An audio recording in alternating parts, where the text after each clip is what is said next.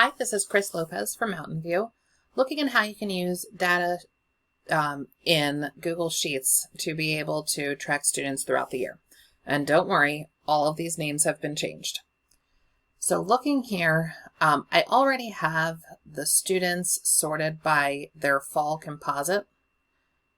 And so all of the information is here, but then as information was added throughout the year, being able to look at this, and if multiple teachers are putting things in, like if your D&I is inserting certain information, if the teachers are putting in other information,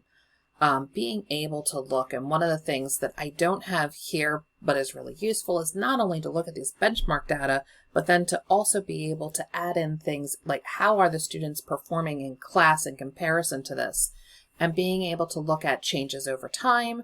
being able to color code them so that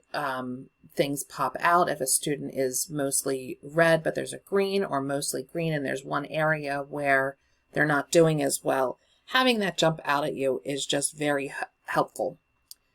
And so I could take all of this information, and I have all the students highlighted, and I could go through and I could sort the range and look at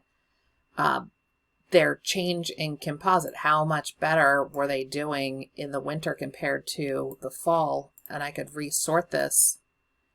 by column L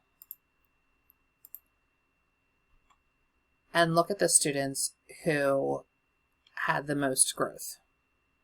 and then ones that we didn't get growth, maybe because they moved or other things. And we can also look at who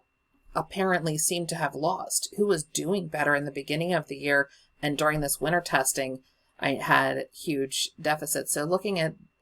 the information in a variety of ways and being able to sort it so that you can look at different things is very helpful and useful.